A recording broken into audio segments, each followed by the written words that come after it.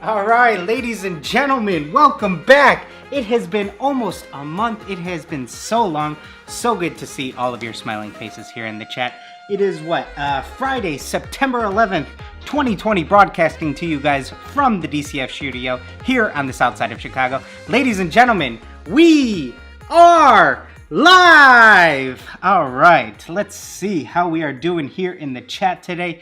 Thank you guys for joining us. It is officially football season, so that is really what our entire week basically went to. It was a busy week, just getting back into the swing of things for football. I got some fun stuff to show off to you guys today, what we've been working on. But let's see, let me get the chat pulled up here. How's everybody's week going? Last night, I think, was the first day in history I read that we had the NFL, MLS, MLB, NHL, NBA all going at once. We had, 2.5, 3 months of no sports at all, so we are spoiled now. So that's awesome. First live of September. Yeah, I think it's been almost a month. Crazy.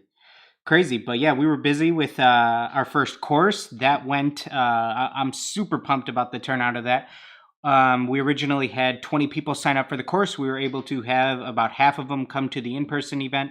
We're also going to be doing a virtual course just for everybody who couldn't make it because of COVID and whatnot. So yeah, I think that overall, if I had to critique myself, which I think, something that you should always do. I think the second day of the course went a lot better than the first day. I think the first day, just my first time teaching a course, there's a lot to figure out. How much am I supposed to be talking while everybody's working? How much am I supposed to be doing this? How much should I be doing that? And just figuring that out and feeling everybody out, and first time doing it, you know what I mean? So it's like the first time you paint a pair of shoes, it's not going to be as good as the future times. And the first time you paint a portrait, it's not going to be as good as your future times. And things like that. First time you shoot a basketball, it's not going to be as good as when you get more practice under your belt. So I think that's what it really comes down to. Is just the second day I felt a lot more comfortable and just said, you know what, I'm just gonna do my thing more. You know what I mean? I'm not gonna overthink it, and we're just gonna have some fun. So I think that we had a lot of fun on the second day. Some of the pairs that people put out from the course were awesome, and I think that we could have even used a third day probably. That's something that we're actually considering for the future courses, is having a third day. I think that would be good. Really getting into a lot of the stuff that I know Jason can really help people with photography. And if everybody just has that little bit more time to actually be done with their pair, I think the goal, if we had the third day, would be for everybody to actually finish their pairs, have them photographed, have them edited, and all of that type of stuff that we could really do on that third day. Because a lot of people got pretty far within the 2 days, but sometimes you just need those extra few hours for all those finishing touches, going back and all of that little cleanup and edge work and paint off the midsole and paint off the sock liner and all that type of stuff. And I think that we could get through that with that third day. So that's something that we're definitely going to consider. And what else? But yeah, I think it was good for the people who were able to finish. Jason was able to shoot some of their stuff, edit some of it, and I think it was just proof of, just a simple photo, because we did it all. Jason really wanted it to be very simple. We brought our equipment, but it wasn't like an overwhelming setup, and that was actually even one of the comments that we got that I think was really cool, that, hey, I've seen the videos of you saying, here's how you float shoes, and this is all you need, but to actually see it in person, you realize, oh, okay, it's not that complex. So the setup we had of just showing, here's how you do it with minimal lights and your cell phone, and here's what a quick little edit with some Lightroom and some Photoshop will do, and this just makes your work look that much more premium. And you know what I always say, guys, premium. If you want to charge premium pricing, you gotta not only have premium work, but you also gotta have premium photography. You know what I mean? Because at the end of the day, so many people are going to be purchasing from you strictly through photography, strictly through social media. A lot of your sales as your business grows are going to come over the internet, which is crazy to think about. That's one of the great parts of this technology age that we're in. This type of stuff wouldn't have been possible 20 years ago or whatever it is. You know what I mean? So that's a great part to come out of this, that a lot of businesses thrive just being built off of social media and whatnot. So Before we hop in the chat, a few other things that I know I want to talk about and show is, let's see. We have been playing with getting some custom lace locks done on our laser cutter. So it's going to be hard for me to get, I always struggle with this, the getting to focus thing. But let's see. So we got our logo on a wooden lace lock there. See how close I can get in. So that's kind of cool. We also have that, just testing. I don't like this text, but on a acrylic one, DCF, would be pretty cool to have just create on the two different ones. And then here's acrylic with our logo. And yeah, I think that's kind of focusing. It's not very close and incredibly detailed, but still pretty cool. So that's some stuff that we're playing with, and hopefully in the not too distant future, this is something that we'll be able to offer to you guys to get, you know, your custom logo and whatnot. And yeah, I'm excited about that. And then another thing, you guys saw them in reviewing our customs, but I got to show them again.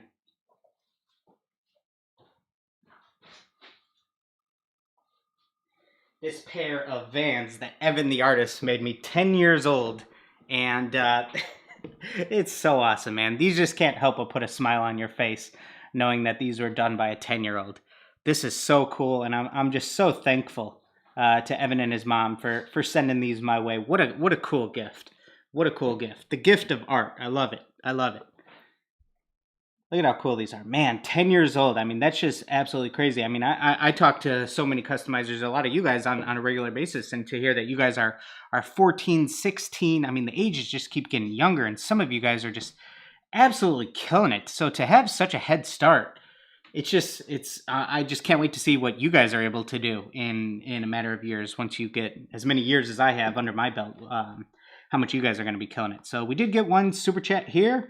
Let me see. Super chat here from Johnny's Life. Are you doing an NFL draft? Also, when are you going to do another meet and greet custom thing that you did a couple weeks ago? I would like to learn more. We are debating right now if we are going to have another in-person course this year. Obviously, the world's crazy, and you know, planning things is really hard to do right now. And we were only able to gather about half the people who signed up for our original course to come to the in-person event. We're going to be doing a virtual one for the rest, but it's really tough to plan anything this year. It almost feels like so much of this year is a wash, basically. So one idea is just us leaning into the course will be back in 2021. And we do plan on doing them probably quarterly, so probably about 4 per year. I think they're all going to be certainly the first few, until I really feel comfortable, are all going to be in Chicago until I feel confident enough to have all of the materials needed for the course. So they're going to be in Chicago for at least all of next year, I think. And then we might venture out, maybe do an LA one, or potentially do, I think it'd be really cool one day. But this is probably a little too ambitious to say that even 2022 we would be ready to do like an international one, maybe the UK or something like that. It'd be really cool, but we'll see. So yeah, we do plan on doing that. If I'm doing an NFL draft, I have been burned on fantasy football. So I learned my lesson. I am about 3 years retired from fantasy football. I played for, gosh, I don't know. I played in multiple leagues for, I don't even know, probably 7 years straight. And man, I would spend way too much time on Sundays just paying attention to what every player was doing on every team. So thankfully, I've been able to just enjoy football through a different lens the last few years, not playing fantasy football anymore. It's way too stressful for me. So that's funny stuff. But yeah, hopefully you guys enjoyed this week's episode of Reviewing Our Customs, First Timers Edition. I am so pumped about the feedback that we have gotten for that, because I really think, I'm not sure where I said it. Maybe I said it somewhere on Instagram, but I really think that that episode of Reviewing Our Customs might be the most jam-packed, like informative 20-minute video that we have on YouTube, with nearly 200 videos. Because, I mean, all of the things that we're just able to pinpoint on how you can be a little bit better and just how to cross all your T's and dot all your I's. There's a lot that we could talk about in a video like that, and there's a huge wide range of artistry of people doing this for the first time. So that's really, really, really cool to do that. I'm really excited about that. I think, well, truth be told, the last 2 episodes of Reviewing Your Customs, the floral competition and this one, just on the back end stuff that you guys don't care about that much, have not done well views-wise and analytically. YouTube hasn't pushed them out as much because a couple things that this is boring stuff, but a lot of you guys want to potentially create a YouTube channel, so this is stuff that you have to factor in. A couple things that YouTube really cares about if it's going to push your video is the click-through rate. So out of 100 people, how many people click that video when it lands on their homepage? And Reviewing Your Customs will usually have somewhere around 12%, which is really, really, really, really good. If you have 12%, 1 out of 8 people are clicking it, YouTube's going to push it. And then it cares about your average view duration. The view duration on Reviewing Your Customs is insanely high. It's well over 8 minutes, and that's really good for a 20-minute video. A lot of times you might have a 20-minute video and the view duration might be like 3 minutes because a lot of people just skip through YouTube videos, you know what I mean? So I don't know why. It's just unfortunate that YouTube hasn't pushed them. I think we did a couple of things with changing premiere times and some last-minute settings adjustments that could have had something to do with it. But at this point, we fully understand that although YouTube is it's something that does generate revenue for us, so it's of course another part of the business. So of course we do care, but we want to put out the content that we want to put out. We don't want it to just be, we're only going to put out the videos that do great for us. No, so much of the channel. Go back and watch the early videos when we just started out. Nearly every video will end with, what's something that you want to see us cover in a future video? Now, I might say that still time to time. I don't necessarily end every video with that, but we really try to cater a lot of the content around ways that we can help you guys. So some of the videos that we put out, I think last month, like 4 easy steps to start your customizing journey and like 7 mistakes beginner customizer makes. Those are videos that we knew would greatly help a lot of people. And those videos have done really well analytically for us. So that's cool to see. Let me see here. We had another super chat come in from Andre Stepwise. Stepkicks 510 here. Appreciate all that you do, Dylan. Thank you. Also, do I need to tape off when I apply adhesion promoter, or is it okay to get it on areas that I'm not painting? It is okay. It is okay if adhesion promoter lands on, like, let's say you're gonna paint an Air Force One and you're not taping off the midsole. Like, let's say you're hand painting it. If you took this outside and just sprayed adhesion promoter all over and it got on the midsole, that's going to be okay. It doesn't really turn it like incredibly sticky or anything like that. So it's not going to hurt anything. It's not going to change the feel. So it is okay. I do tape off. Adhesion promoter is the last thing I do right before I apply paint. So if I am taping off the midsole, it's already taped off, and then I apply the adhesion promoter, but it's not going to make or break anything. But that is a great question. So that's it. Let me see here. Another super chat from Johnny. Thank you so much, man. What happens if we have some stuff for the course? For example, the Badger 105 and the PSI airbrush compressor you recommend for me.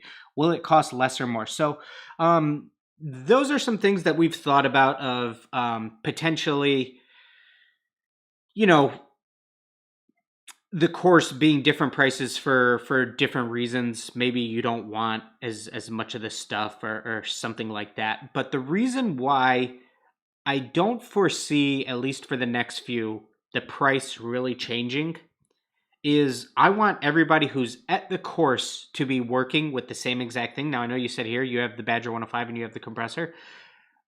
I would then say you'd have to bring that with you to the course, and I'm not saying that you wouldn't be able to, but you know, it just presents another thing that we would then have to work out a separate, you know, pricing or you know, send a separate invoice to not just check out when we sort of launch the course availability on our website. You know what I mean? If we were going to charge you less because you were going to bring some of the stuff, you know, it just complicates things. So I totally understand. The good part about it is you know, it's just an additional airbrush and compressor that certainly you're going to use eventually. You know what I mean? At some point, the compressor will absolutely outlast the airbrush, but at some point you're just flat out going to need another airbrush because things will happen over time. Now, they are going to last you quite a while, but it's still good to have, you know, in case emergency. Let's say you have a deadline, all of a sudden your airbrush starts fumbling around and you don't have the 1 to 2 hours that it might take to really get it working again. You have a backup, you know what I mean? So it's never bad to have that. Another thing that we've considered is a lot of people from the first course have already said, hey, I want to sign up for the next one. Now, again, they don't necessarily need everything they got for the first one, but there's something special about everybody having the same stuff on their table when they walk in, and that was something that I think we tried to pride ourselves on, the wow factor, the exciting factor of walking in, seeing your name on a table, and having everything there. We'll have the course video, I think is coming out this week. The course recap video, and there's something really cool about how there's just everything that you need on the table. Your compressor, your airbrush, the DCF experience box that we had with all the paints, all your supplies, your 2 shoes. There's a lot to it, so absolutely. Let's see here. Nathan Malloy says, how long should the Badger 105 be life-wise? That's a great question. I think that depending on if you're using, I use them every single day for multiple hours, and I think that on average, I probably get maybe somewhere between, it varies, but maybe between nine months to a year out of an airbrush, and that's with maybe every so often I need to replace a part. That might be around $10, and then sometimes like I'll try to replace a part, it still won't be working good. I'll try cleaning it and be like, look, I did everything possible to clean this. Let me just grab one of my backups. So, but that's through really heavy use, and I don't spend a lot of time cleaning nightly just because I know I'm going to use it. You know, with working late into the night, I know it's going to be used again in a few hours in the morning. So it's not like I'm spending a ton of time on my cleanup and my maintenance. I don't do much preventative maintenance when it comes to the airbrush. I'm more just when something goes wrong, that's when I spend the time with it. So I think it can last you longer if you're not using it that often. You know what I mean? Yep. Let's see here. Austin says, will we get our pictures and media from the DCF course? Absolutely. I'll have Jason make sure all of that is ready for you guys. Let's see here. I see some questions about the boxes, so I'll gladly answer those. One website you could check out for the boxes is Packlane, packlane.com. That's where I picked up the boxes for the DCF experience that you guys might have seen us post on Instagram. These ones, though, because I needed to move into much larger production and get my cost way down, that's when I started working with a local production company, American Eagle Packaging. They're here in Illinois, but you need to spend way more money up front to purchase print plates and things like that, whereas with a site like Packlane, there's not really any of those setup fees and all of that type of stuff. So, yep, let me see here.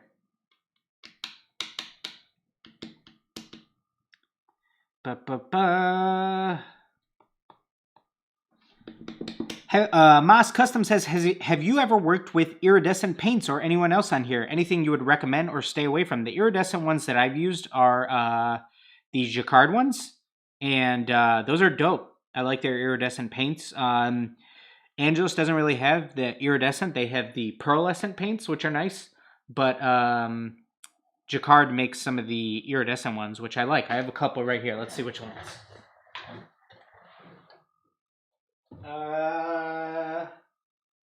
That's metallic. Yeah, this is candy apple red and iridescent yellow. Yeah, I have a couple of these from Jacquard. The iridescent yellow, good stuff. In the candy apple red. And again, what's great about these is that they're airbrush ready. So that is that's good stuff. That's good stuff. Yeah. Other than that, I know there is some pigments and things that you could buy to mix them into Angelus neutral paint, which is colorless. So yeah. Yep. Uh, bu- bu- bu. Luke says, I got 15 boxes a trial run recently from Packlane and they turned out great. I just saw those. I finally went on your Instagram. I wanted to see how those turned out, man. They look great. Your logo looked awesome. Love how those turned out. And yeah, I mean, just think of how can you increase the value of your overall packaging that you are going to supply to a customer. So, custom boxes, custom tissue paper, business cards, stickers, custom tape if you're shipping it. All of these little things just will hopefully they'll level up the experience that a customer feels when they purchase from you. So those are absolutely things that matter. Yep. Have you ever worked with slime? Would you recommend doing it? I have not. I have not used any of the slime stuff or any of that. I'm not even sure what else it would be called. I know Sophie had a video on it. Um, nope. I haven't done. I haven't done any of that. But I don't. I think that's more of a novelty thing than like could actually be worn.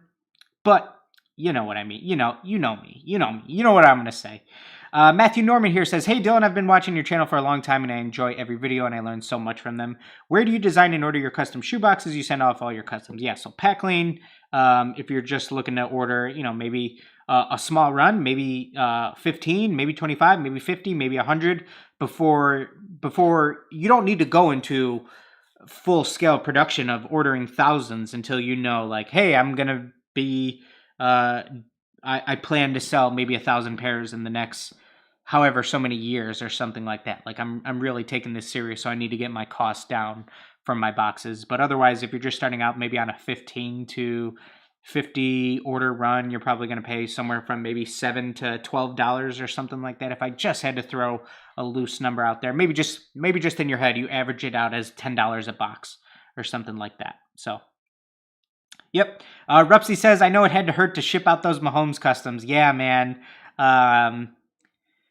What's funny is I always get the question of how many pairs do I do per year? And I say usually over the span of a year, it averages out to about a pair a day. And this week I had one of those crazy weeks where I just had so many football cleats to do. I was flying through them for week one.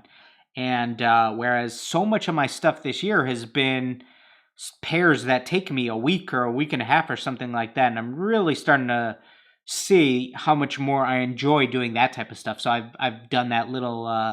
I've posted the videos on Instagram where it's me boxing the pair up, and I say create artwork that even you're sad to see go, and it hurts your soul to box them up and have to send them off because you don't want them to leave, and you wish you could just hold on to them.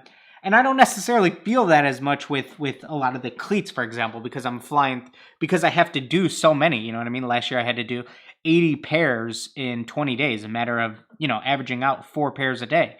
So, you're going to have a little bit less connection to them on something that you're spending, who knows, on average, maybe 4 to 8 hours on versus pairs that take you 30 to 50 hours. And a lot of my stuff this year has been 30 to 50 hour pairs, and it's stuff that I'm really proud of. So, I always say every single pair I do, I'm trying to one up myself. Every single pair, I'm trying to create the best pair I've ever done. And if I looked at my catalog, I would truly say that a lot of my favorite pairs, stuff that I think is the best that I've ever done, would be, if I had to say the 10 best pairs I've ever done, I would bet that 6 to 8 of them ideally came from this year, which is really cool. You know what I mean? Because you should always be trying to one up yourself. So yeah. Yep. Let's see. Best place to get stickers. I like Got Print for all of my printing, business cards, stickers, all of those types of things. Yep.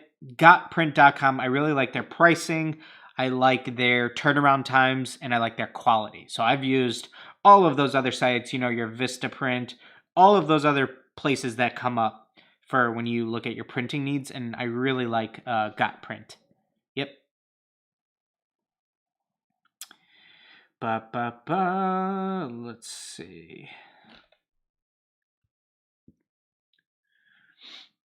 Any Lucian says, "Hey Dylan, I have a question. I used your card airbrush, those you showed earlier, and I tried to make the Air Force One, but the paint, it does not stick to the sole like the part where it writes Air. Why? What can I do?" So unfortunately, I don't ever recommend painting midsoles on a pair of Air Force Ones.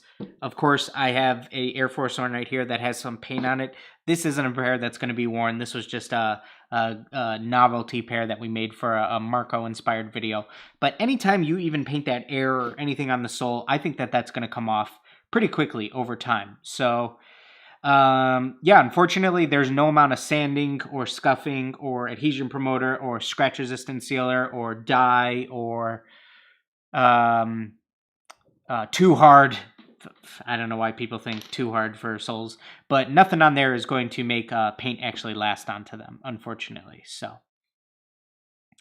Eddie Marshall here says, "I started customizing in January and I've come a long way watching your videos. Thank you. I have been getting more and more orders, but I'm not sure how much I should charge." Well, congratulations. That's awesome that business is booming for you. If, you can make it through this year, which is a crazy year, if, you can somehow make a business thrive during times like this for a premium luxury item, which custom shoes are, in my opinion, you're onto something, you know what I mean? So how much should you charge? That is a great question. Well, there's no Pythagorean theorem for what you should be charging. I can't just give you some combination of letters and numbers and plug and play.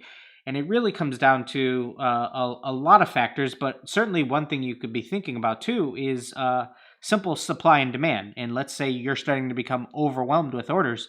Maybe that means it's time to raise your prices a little bit, okay? Now, what happens when you raise your prices a little bit? You might get a little bit less people, but if you raise your prices, you're going to be making a little bit more money. And even if you have less people, you might still be, you might still end up. So an example that we give in our video called "What You Should Be Charging," check that out. It's in the description. Is, let's say you have 4 people that pay you $100 for each shoe, and it takes you 8 hours. Okay, that's 32 hours because it took you 8 hours a pair, and there's 4 pairs, and you charge $100 per pair. Cool. Now let's say you doubled your prices. You went up to $200 per pair. You lost half the people because 2 people said, "Hey, you're charging way too much," but other 2 people were still down. So you charged them $200 each. So now it still takes you 8 hours each time. Now you spent 16 hours to make that same amount of money. You know what I mean? So now what could you do with all that additional time where you're not painting for it cheap per se? So you might think, "Oh, well, business isn't as good because I don't have as many people." Well, you spent half the time, but you made the same amount of money. So now time is the single most important thing that we can never get back, and time is worth more money than anything. You know what I mean? So now what can you do? How can you market yourself? How can you advertise in that additional time that you found? You know what I mean? So that's just one quick, rough, dirty example of things to think about of, if I raise my prices, I might have less customers. But yeah, if you're, you know what I mean? That almost also might mean you might have more time, which could be really good. So,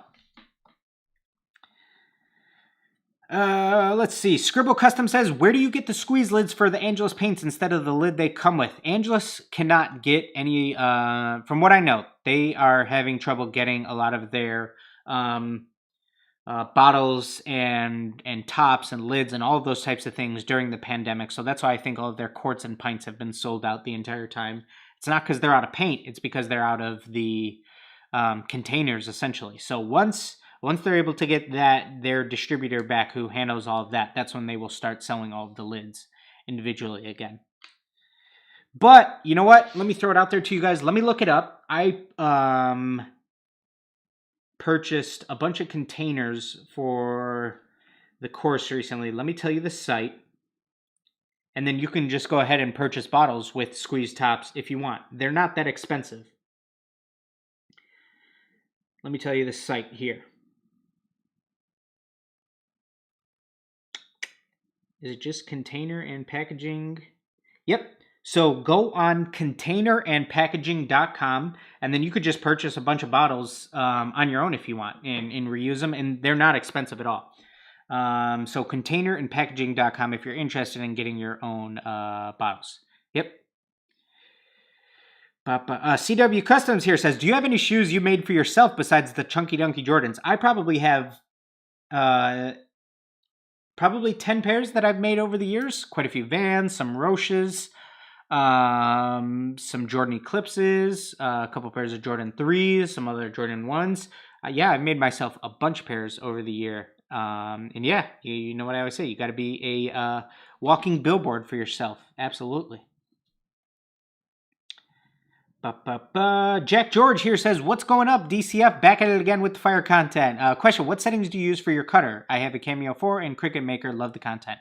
So the preset settings, the preset cut settings, at least on Silhouette, I don't use Cricut. Oh, you have a Cameo 4. Oh, so you have both. Awesome. The preset settings are usually pretty good if you have a fresh blade. If your blade starts to dull out, the first thing that you could do is just raise up the thickness a little bit. But vinyl, for example, you're going to cut at around 10 thickness, 5 speed, single pass on a Silhouette Cameo, assuming your blade is decent. So yeah. John Becker here says, would you recommend Etsy to start your business? I would. Etsy is a great place because not only can you drive traffic through there from, Instagram, word of mouth, hey, check out my Etsy shop here, etsy.com/John Becker or whatever the case may be. You're also going to, they have tags and search keywords and SEO ranking on Etsy. So other people might just stumble across you, which is awesome. Whereas if you had your own site, unless you know how to handle all of Google SEO, might be a little bit harder to find you unless you're able to drive a lot of traffic to there. Guys, let me know if we're lagging a bit. Sort of when I look at the iPad here, every so often it seems like we have some lag, but when I look over at the my stream, looks pretty good. Let me know. Let me know here.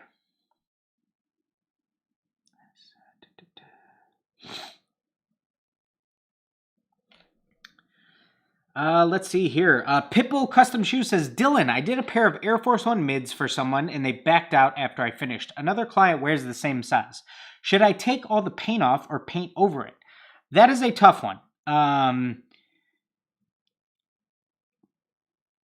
do I want to address this? First off, this is why you should always at least get some type of down payment. Hopefully, at least with if you do maybe a half and half, at least you're going to get the base shoe covered and potentially a little bit more of your work depending on what you charge. Like, let's say you charge $400 per pair and you charge half up front, half upon completion.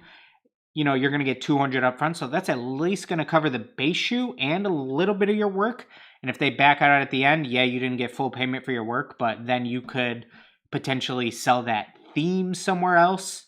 Granted, it'd be hard to sell, maybe a size 11.5 New York Yankees Air Force or whatever the case may be, whatever the shoe is. That's why it's always good to charge full payment up front, even if not everybody loves it. But let's see here. Should you remove all the paint and start over? I probably wouldn't, just because I wouldn't necessarily want to do that to a customer who is going to pay you now to say, here, I'm going to use this shoe and acetone all the paint off. And although I can make it look brand new, I might just take this as a learning lesson and say, okay, look, I need that full payment up front, or at least that deposit to cover myself. And maybe that pair of Air Force Ones, build a bunch of content around it, maybe advertise them. See if you have any biters within the first, couple days. If not, I would just go ahead and acetone them off and paint a new design and build a ton of content around that. And then acetone it off again, paint a new design, and just build content around constantly putting out new designs that you really like just for people to see. You don't ever have to sell that shoe, but you can constantly take the paint off, repaint it, and test out new designs. That's what I might do. 1988. This is an interesting question. What's the most money you have ever spent on a plate of food? So, what's the most expensive restaurant I've ever eaten at or anything? I'm trying to think, and I think one of the first things that comes to my mind is maybe one of the times I was in Vegas or something like that for an expensive dinner.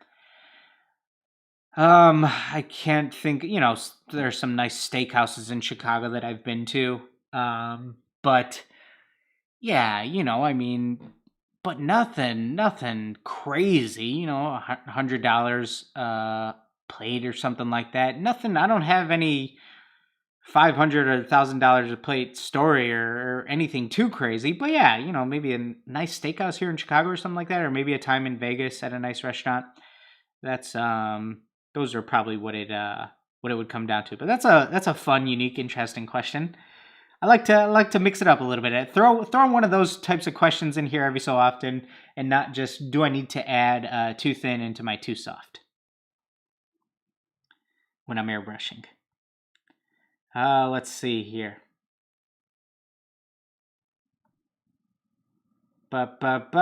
Is it worth it to promote a post on Instagram? Vian Fernandez. What's funny is I've seemingly seen that pop up quite a bit more. I'll just see random posts of shoes pop up and I'll see that they're sponsored.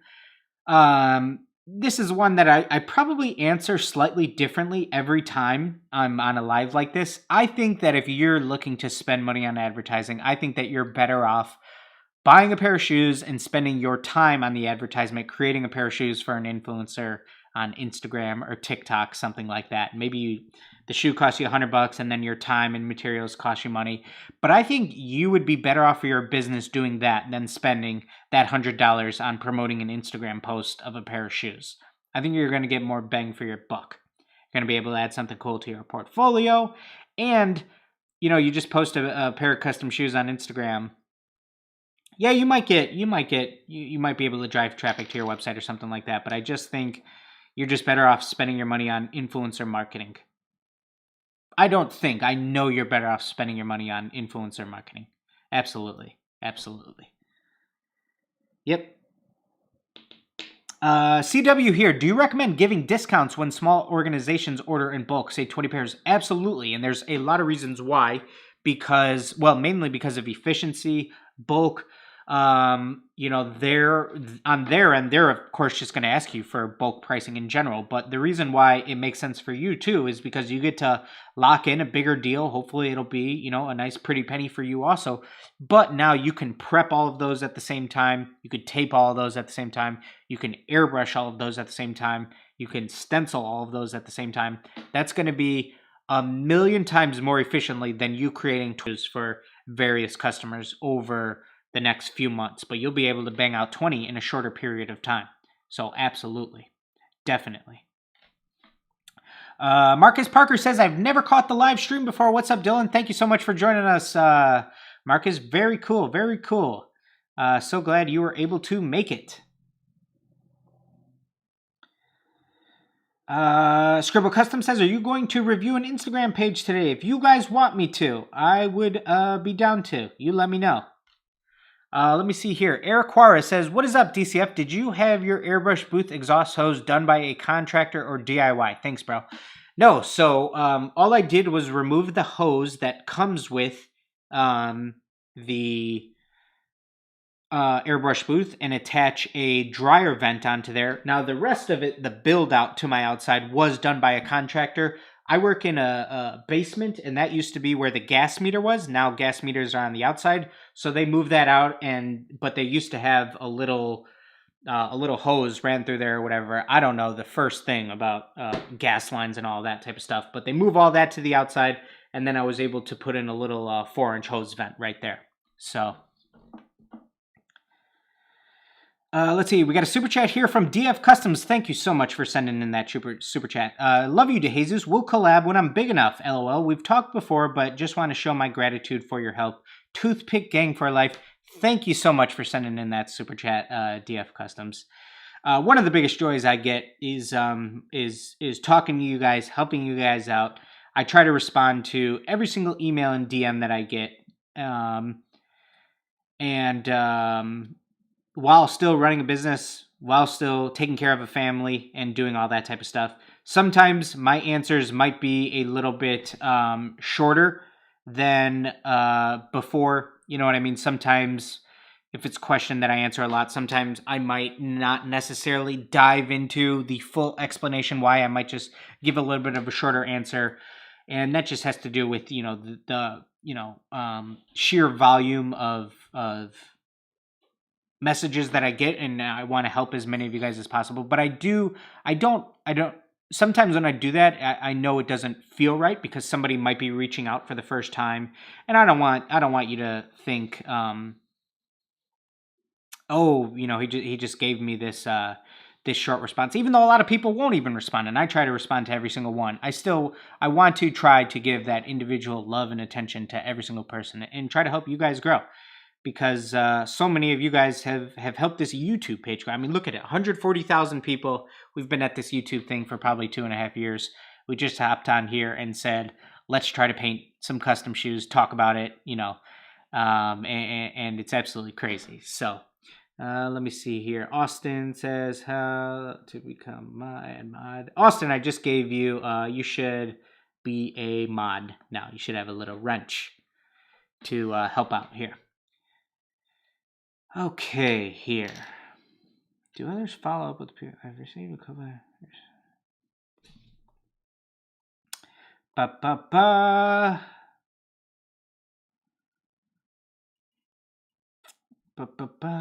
were you first? Chris Wade here says, how were you first discovered by NFL players for cleats? Interestingly enough, the first pairs of cleats, how I got started was there was a guy on the Packers, about 2014, I think this was, named Mike Neal. He was a defensive end. He ordered a couple pairs of custom Jordans from me, just some Jordan 11s and I think a pair of Jordan 3s.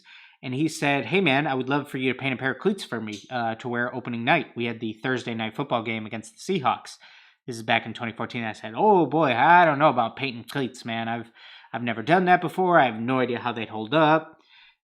I mean, you're a ginormous 300-pound dude. There's a lot of force exerted into these cleats. Like, I don't want these. These are going to be on national TV. I don't want these to not look good. You know what I mean? And he said, no, don't worry about it. Just I want you to do something cool for me. And this is when the NFL still had strict rules on cleats and whatnot. So we painted a simple pair of cleats for him. After we posted those on Instagram, we got reached out to by a guy on the Lions named Joe Fourier. He played tight end years back. And then that's when Eric Ebron found us after that. So yeah, it started with the simple pair of Jordans for him, and then he said, do me some cleats, and then just from Instagram, spreading that way. Yep. Let's see here. John Becker says, favorite superhero. So truth be told, I think there's 24 Marvel movies. I've only seen one. I've only seen Infinity War. I think the Marvel superheroes are cool. I just haven't dove into that universe. But my favorite is Batman. And so I'm super pumped right now that we have all of this insane. There's so many Batmans running right now with the Flash movie coming out in, I think, 22. There's going to be Michael Keaton and Ben Affleck, and obviously the Robert Pattinson standalone movie looks badass after that trailer, that I Am Vengeance. Man, when he said that, ooh-wee! Inject that into my veins, man. Excited about that one. The DC Extended Universe, unfortunately, is all over the place because of the order they chose to do the movies. But I'm not a super big. I'm a very much just a casual superhero fan. Let's see. Jack George then says, any good movies out right now? Jason went and saw Tenet. He told me about it. I'm a big Nolan fan. Nolan's up there with almost anything he touches is going to be near gold. And so I said, Jason, how was it? What'd you think? And he said, you got to bring your notebook for that one. So haven't seen Tenet. I do want to see it, but I'm a huge Nolan fan. I mean, come on, Inception and the Batman trilogy. The guy is he's a genius. So let's see.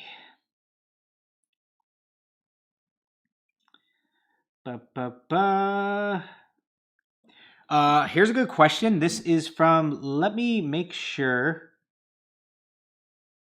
that I say this right. Karina Twal. Hopefully that's right. I just made an Instagram for my customs and I'm receiving more orders than I can handle. Is it bad to give clients a really long wait time? No. And the reason is you're going to weed out people who are not interested in waiting, and you have to be okay with that because you're busy. That means that you're receiving a lot of orders and income and things like that, so that's good. The one thing you don't want to do is burnout and burn yourself out and over promise by saying, here, I could have these shoes to you in 2 weeks when it might take you 2 months. You know what I mean? You might rather under promise and over deliver. So say, hey, it's going to take 2 months, but then maybe you're able to get the shoes to them in a month, and that's awesome. You know what I mean? Because for whatever reason. But yeah, you just have to be okay with it's going to turn some people away that you have a longer wait time, but that's okay. But another thing that could potentially happen here, this is some people might say, well, how much to skip the line per se or move up in the line? And then you have the option if you want to do that, if you're comfortable with that. You know what I mean? If people want to pay an even higher premium because of your long wait time, that's an option. You know what I mean? But you might also say, I don't feel comfortable with having people skip the line or something like that. That's understandable too. So, let's see here. This is a good one. Scribble Customs. How did Mrs. DeJesus respond when you told her you wanted to quit your job and paint shoes? Obviously, it worked out, but it must have been scary at first. So,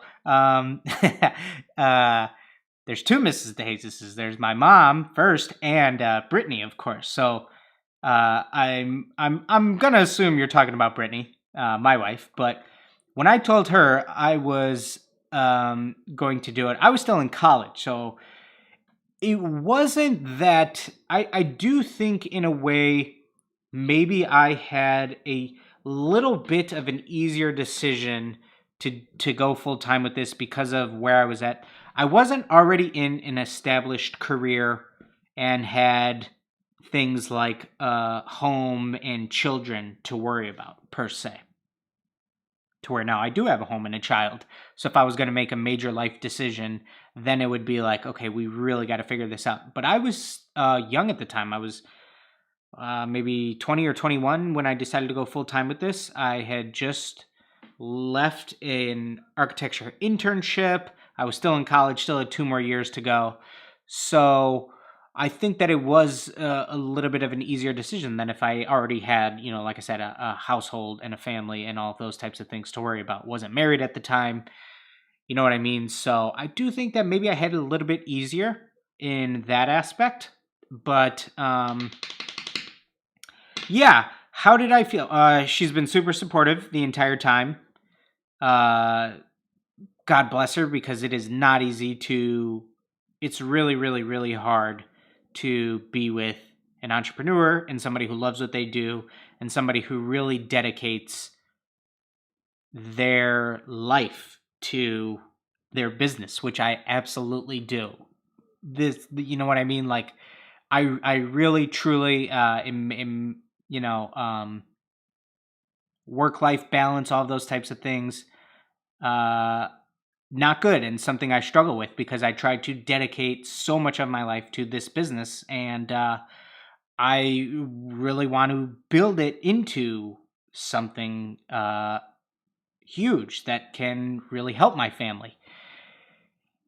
And so to still be doing it 8 years later full time, I'm not very good at stopping to smell the roses and ever pat myself on the back. I still very often feel like I'm not doing enough, but thankfully I have her, my parents, siblings, my 2 brothers to support me and I guess be the ones to pat me on the back and say you're doing a good job and we're proud of you. You know what I mean? Because I certainly just always feel maybe I'm not doing enough, or how can I do more, or maybe I wish I was a little further. All of those types of things that I think anybody deals with, but how do you combat that and sort of stop to be proud of yourself and what you've built and things like that. But that's hard to do, especially in the moment and when life is so fast paced and here in this day and age, everything is so fast paced that it's what's next. It's always what's next, and you know what I mean. I think that's the best way to put it. It's just always what's next. It's not so that's hard to do. But yeah, great question. And then if we're talking about the other Mrs. DeJesus, the OG Mrs. DeJesus, Mama DeJesus,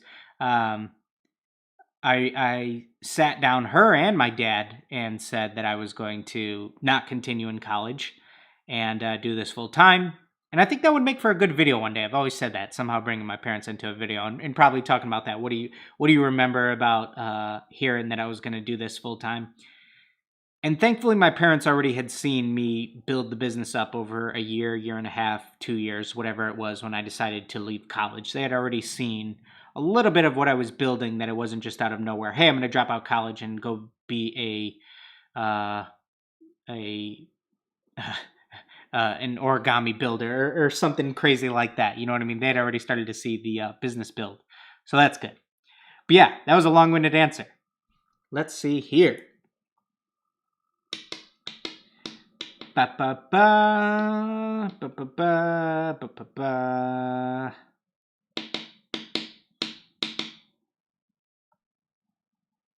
Ba, ba, ba.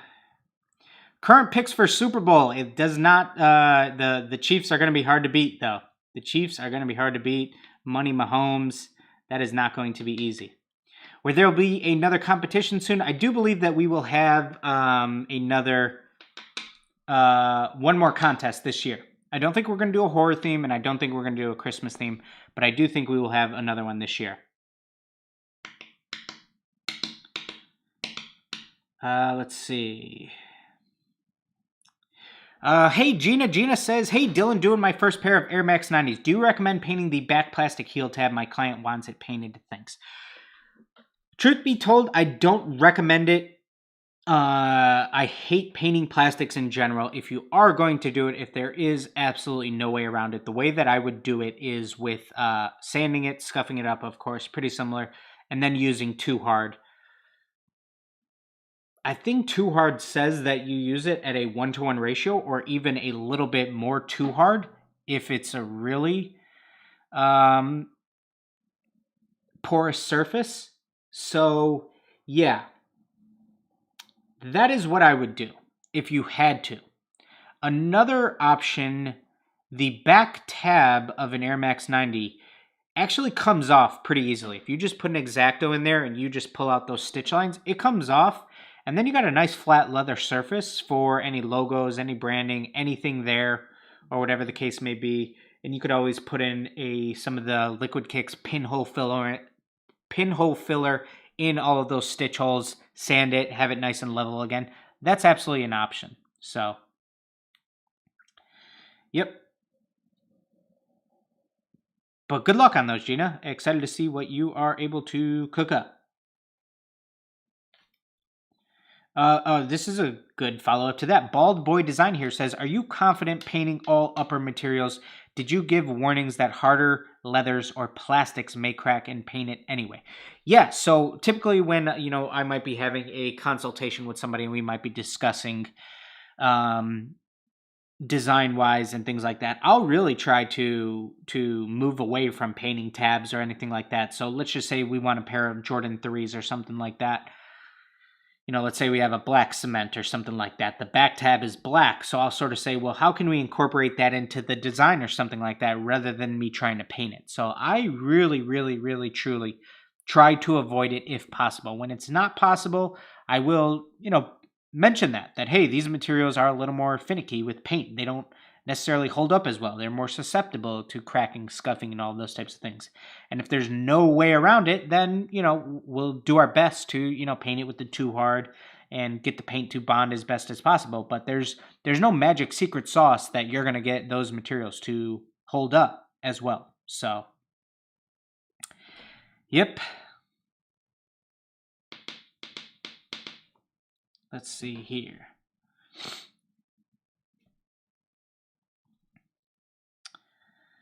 We have another super chat here from Oscar13. Says, I need help with my Instagram bio. Canary Kid 3000. Also, how exciting is it having all of these players join Chelsea this season? Hashtag Forever Blue. Man, oh man, am I excited for Monday. Unfortunately, it looks like we have no Chilwell or Ziyech playing. I heard Pulisic is fit, which is awesome. I'm not sure if Thiago Silva has been training with the team, but I'm excited to see who's going to be the, maybe when everybody's at full fitness, who's going to be the center back pairing. I think a lot of people are leaning towards Zuma and Silva, which I'm a fan of. Rudiger didn't really look that good last year. I know he was probably recovering from the injury.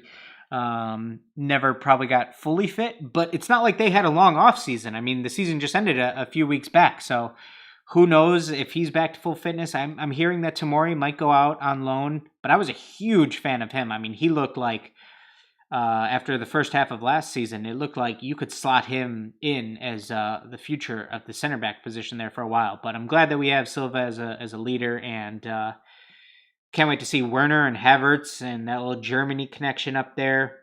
Hopefully, Conte will be.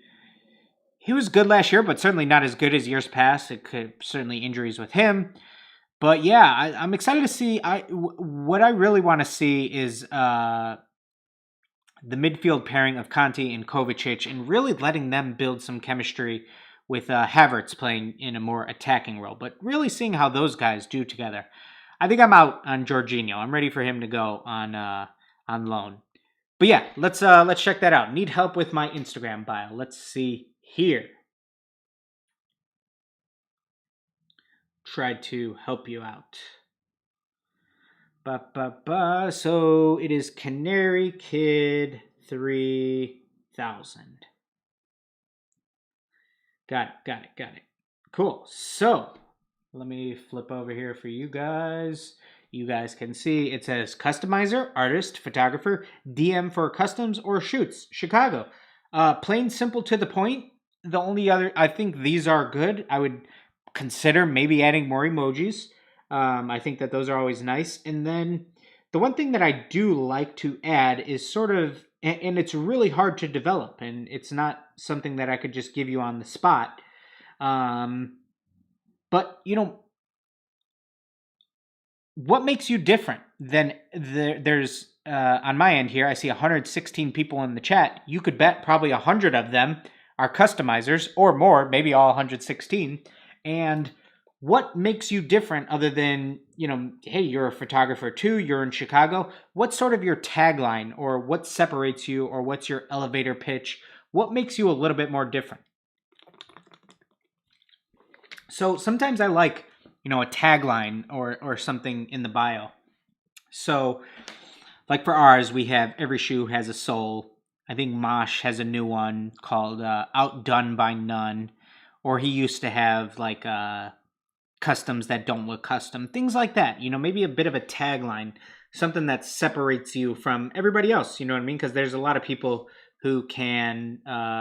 there's a lot of people who do custom shoes. And there might not be as many people who are as good at photography as you too, which is cool. But yeah, I think the only thing it needs is maybe a tagline and maybe a couple more emojis. That's my recommendation. But the reason why a tagline I think is so important is just because how are you going to differentiate yourself from everybody else who's going to have a similar bio that says, I'm a sneaker customizer, DM me for pricing, and here's the city I'm located in. You know what I mean? Things like that. So yeah, yep, but good stuff. Good stuff. Check out these Kanye ones. These are cool. My Beautiful Dark Twisted Fantasy. I truly think... I don't think it's close. I think My Beautiful Dark Twisted Fantasy is Kanye's best album. I don't think it's close. I couldn't confidently put anything else in the number one spot. Like, I think it's one, My Beautiful Dark Twisted Fantasy. If I had to put two... Yeah, see, there's like a couple things that are close to me for like 2, 3, 4. Like, I really like Graduation... A lot of the earlier stuff, you know what I mean? Late Registration. I'm a fan of 808s and Heartbreak. That's probably not a popular opinion. But yeah, his last ones aren't as popular for me. Yeezus and My Life of Pablo and all that type of stuff. But yeah, My Beautiful Dark Twisted Fantasy. Number one by a long shot for me. So those are cool. Let's see here. Here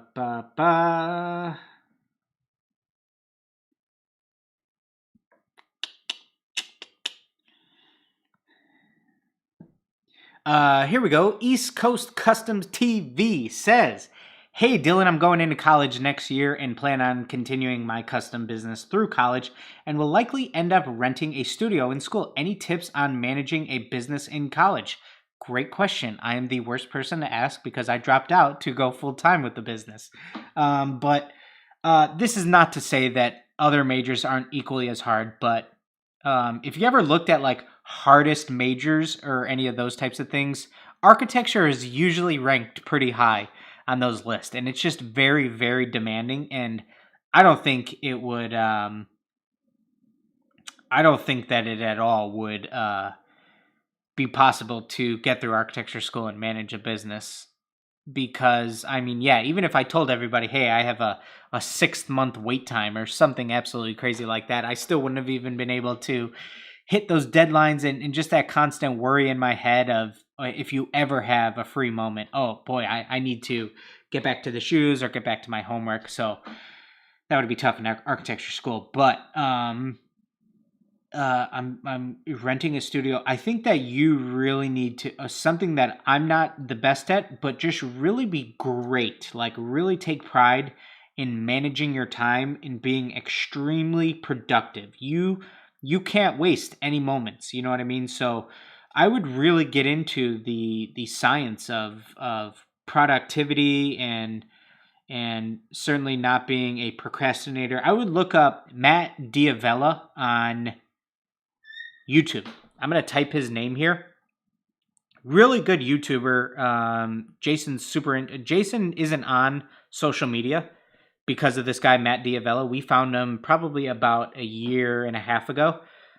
He does a lot of stuff on minimalism. He's a film director too. He did the Netflix documentary Minimalism, but he has really good YouTube videos on productivity and all of that type of stuff. And I just think really being top notch at those types of things is going to really be to your benefit. Trying to work on college, trying to work on managing a business and getting through school. So best of luck to you, man. Awesome stuff. That is super cool. And you can do it. You know what I mean? You can do it. You just really have to be committed and say, I'm going to get through this. I can do this ish. You know what I mean? I can do this. I just need to really, really have everything nice and clean and organized, set myself deadlines and things like that. And I'm not good at that type of stuff. Deadlines and stress management, all that type of stuff. So really be on top of that stuff and find a way to take breaks. You know what I mean? Find a way to get away from it all. Make sure you build that into the schedule so that you don't burn out. So yeah. Jason here says Mama DeJesus was one of the highlights. Makes a mean salsa. Mom, if you're watching, hopefully you are. Dad, if you're watching, tell Mom that the people love the salsa. Yeah, that's awesome. Mama DeJesus was taking care of Dexter during the event, but otherwise, I know that she would have loved to have been there. Mama DeJesus is a triple OG. She is one of the most charismatic, friendly people that you'll ever meet. She would be. I typically say this about Joe Rogan, that he could talk to anybody about anything. I think that my mom could do that even better at talking to anybody about absolutely anything. My entire life as a young child, going to the grocery store or any type of store with my mom, anytime she's in line or anytime she has the chance to talk to anybody, whether it be another shopper or the cashier or anything like that, anytime my mom has the chance to talk to somebody, she's up for it. So for a few years before Dexter was around, she was doing Uber and Lyft, and that was awesome for her because you just get to talk to people all day. And she would be passing out business cards and all those types of things. And I've said this story before, but that's actually how I met Jason, because he ordered a Lyft or an Uber one day. My mom picked him up, and she's talking to him about, hey, what do you do? This, that. Jason's like, I'm in college, a little photography here and there. My mom's like, oh, hey, I have a son. He does this, yada, yada. Here's one of his business cards. A day later, we met Jason. That was February of 2017. Here we are 3.5 months later. And, Jason's my right-hand man. And, that's funny. That's good stuff. Let's see.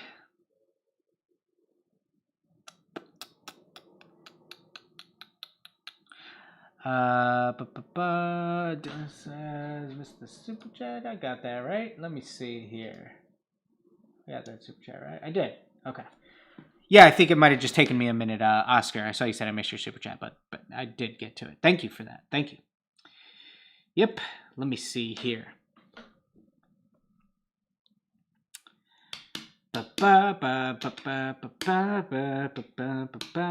David Rincon says, how can I grow big in Insta, or when can I sell more? You said influencers. What do you mean by that? I mean people who have a large following and a lot of engagement on their posts. So let's just say for years, the biggest influencer, when people would say, here's what it costs for an advertised post from them, a Kim Kardashian or a Kylie Jenner, if they posted a pair of your shoes, how much would that cost? Well, from them, millions. Okay, so let's go on a much smaller scale.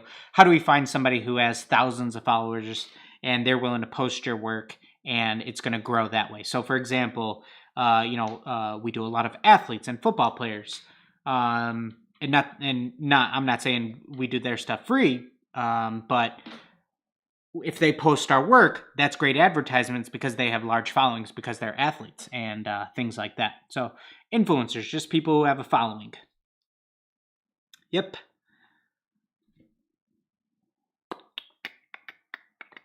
Sports team, yeah, I see a lot of people saying that. I love the sports team theme idea too. That is one of my favorite things to do, and I did even more so years back. I'm not going to say I grew my name doing it, but I think for years, so much of if you scrolled back to probably 2013, 14, if you look back at our Instagram, this is when Jordan 3s were releasing every couple months in different colorways. You would see a ton of sports team Jordan 3s from us. And I've done quite a few lately. I did a Barcelona pair. I just did a Liverpool pair that I should be posting probably in the next week or so.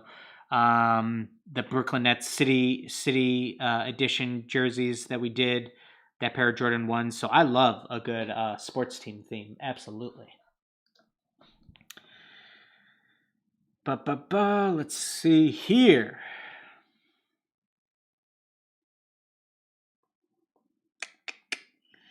Richie Williams says, dude, I just bought a stencil cutter and I don't understand the steps after the stencil is cut, like with the transfer paper and such. I think we have it linked in the description. If you click the link in the description here, yes, it is. You'll see, after you scroll a bit, you'll see a recommended video section. Those are 5 videos that I think really will help anybody. And the last one is how to make a multi-layer stencil. And we really go through a really detailed breakdown on vinyl, transfer tape, all that, weeding, all of that fun type of stuff. So definitely check that one out. Daniel says Life of Pablo is number 1. Interesting take there, man. Interesting take.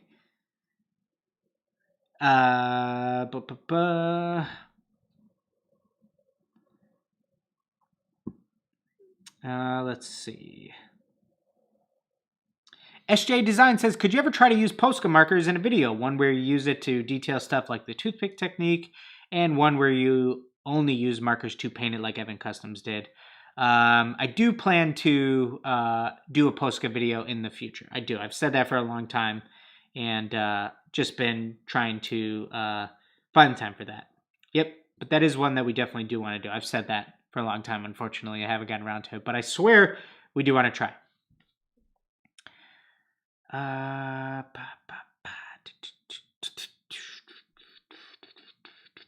Evan says, I'm trying to get through elementary school and all these custom shorters. 5th grade starts on Wednesday. Evan, man, that is so awesome to see. And you are going to be the talk of the town every grade you enter. All of your classmates are going to want shoes. I'm not sure if school is starting virtually for you or not. It might be. But hopefully once everything's back to normal and you're back in school, everybody's going to want to be hooked up in your classroom. And that is awesome, man. But keep focusing on school. Don't worry. The custom shoe orders, because of how talented you are, they'll be there. They're not going anywhere. Don't you worry. Yep.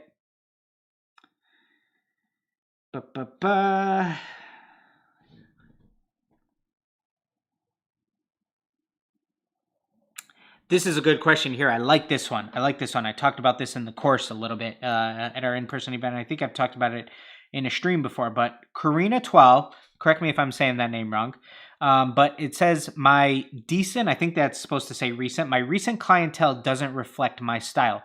How can I change this so I don't build a portfolio that doesn't reflect my style? I still want the clients, but I don't want to do any more Converse right now. So a couple things that you can do here.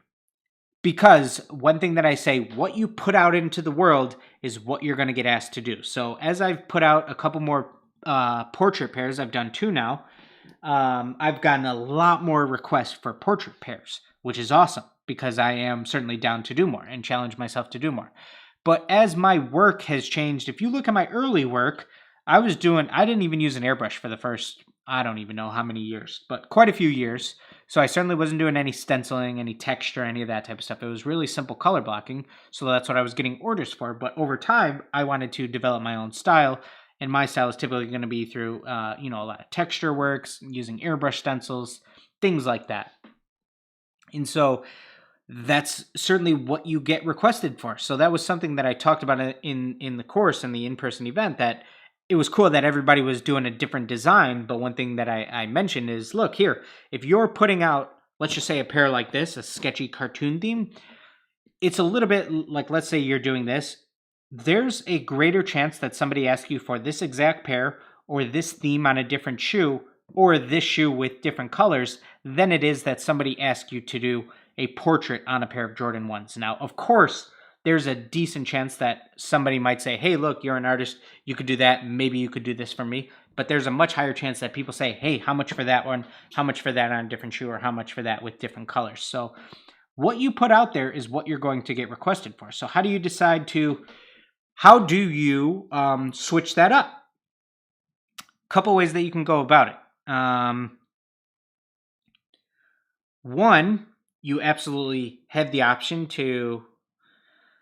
that you probably won't hear me, you won't often hear me say this, is you have the option to not post them if that's sort of what's currently paying the bills for you, if you're trying to build the business and maybe you don't have the option to turn down the work. You know what I mean? It says you don't want to do as many Converse, but let's say, 75% of your inquiries are for people wanting to do Converse, and you can't afford to not take in those orders. You have the option to not post those and only post the new stuff that you want to do.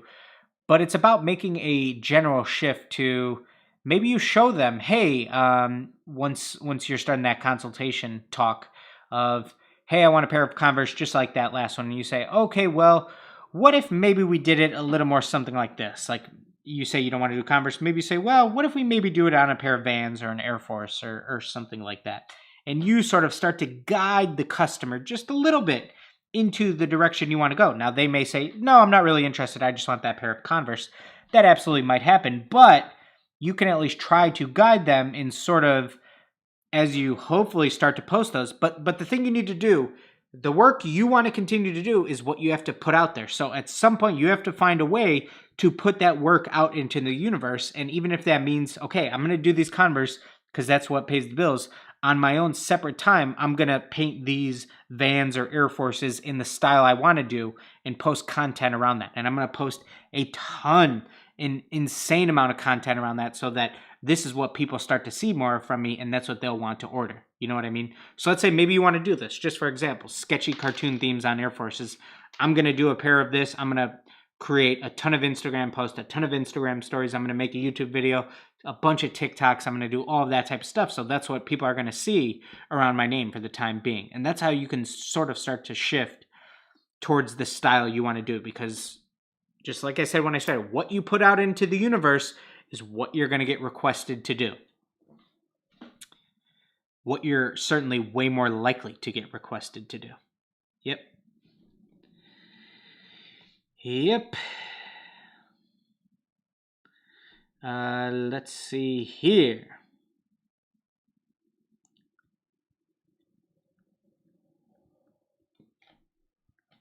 John Kelly says, do a video only using a toothpick. That's an idea that we've had for quite a while of saying, what if I did an entire design, like literally the entire shoe with just a toothpick? And that's something that we've wanted to do. I certainly wouldn't be able to do a design where I have to do base coats or something like that because, the paint would end up being way too thick with the toothpick.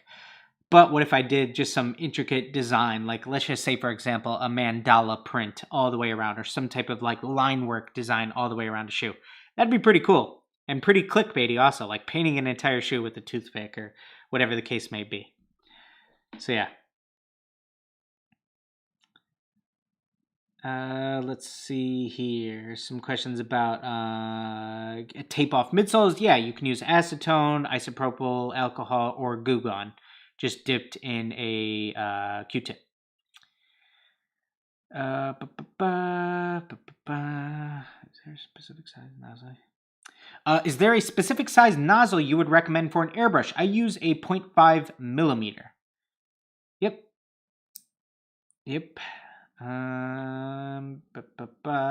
The smaller ones, maybe if you're doing incredibly detailed airbrush work, but for the most part, if you're just doing base coats and whatnot, simple gradients, a little bit of texture stuff, a 0.5 millimeter is going to be perfect.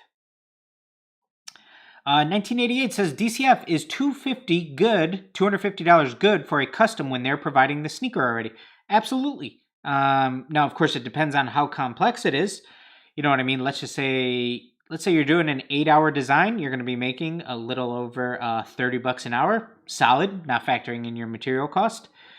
But let's say you're doing a 50-hour design. Now we're only talking about $5 an hour. That's not as good. You know what I mean? So it does depend on the design. But if we're talking what the majority of designs out there, because the majority of designs on custom shoes aren't necessarily 50-hour pairs, then yeah, I think $250 is a good price. $250, I would say, was an average price point that I sold a lot of my work for the majority of my career up until the last couple years. $250, I would say, would have been an average price point for a long time. Yep. That's good. A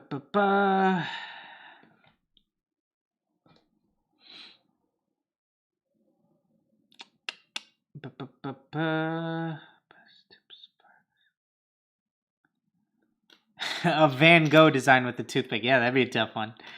That would be a tough one. Let's see here. Okay, let's check out some Instagrams. If my mods have any, if anybody could check out some and recommend some, I will definitely check out some here. Let's see. Daniel says, Dylan, have you ever had a pair of base shoes that you really didn't want to paint? Maybe you like the base shoe too much. I think my favorite shoe of all time is a black cement Jordan 3. So the times that I've had to paint those, I have said, man, like I am painting perfection. And I have to prep it. So I have to scuff it up and I have to make it ugly before I can make it pretty. So I have to take what is already perfection and do work on it. So that's the one shoe where it's hard for me to work on. Other than that, I've come across pairs where I've said like, ooh, this is really nice leather. Not that I don't want to work on it. I'm more excited to work on it. When I painted on a pair of the Nike Yeezy 2s, I certainly thought, and this was early on in my customizing career, I said, oh boy, let's hope I don't mess these up because this is a really expensive shoe. But yeah, I think just the times I've had to paint a black cement 3, like there's no amount of artwork that I could do on here to make this any better because just the black cement 3 is just the most perfect shoe to me. So let's see. A customer wanted me to do his Brazil dunks. Interesting.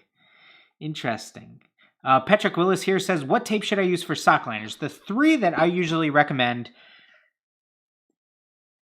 you know, a lot of different tapes are going to work different for different people. So the ones that I recommend are trying gaffer's tape, medical tape, and like Scotch 2020, like just the simple beige masking tape they could pick up from Home Depot in the contractor packs. And just finding what works best for you. It's going to be different for everybody. The one that I find works best for me now is gaffer's tape. But before it was medical tape. You know what I mean? And so,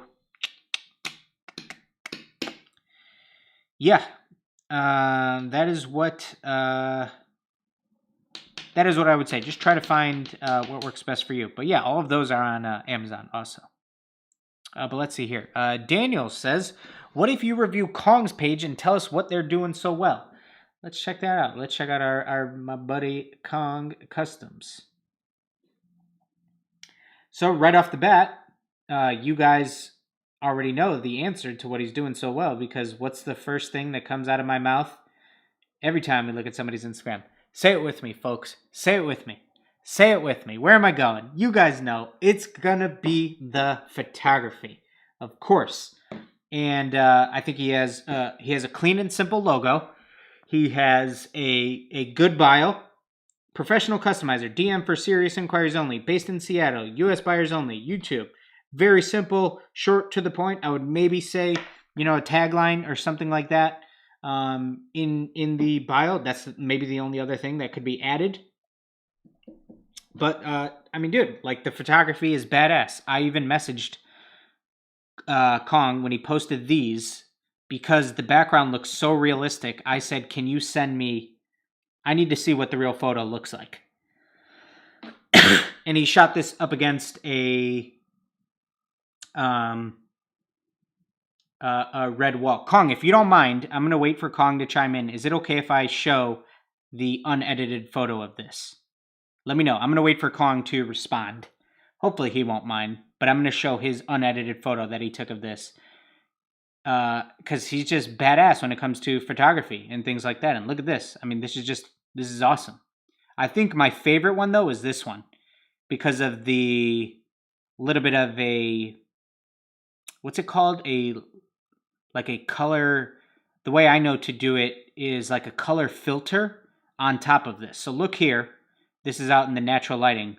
But I think to give this there's like the lighting here. There's like this beige tone over the shoes. Like, look at the black, how it's not a pure black. I think it might be called like a color filter or something like that.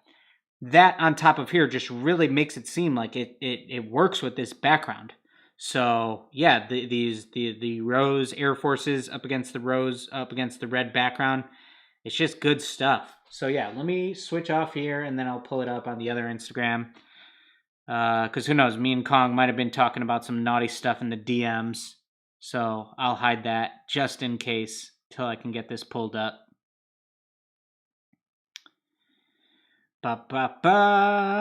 Yeah, look at this.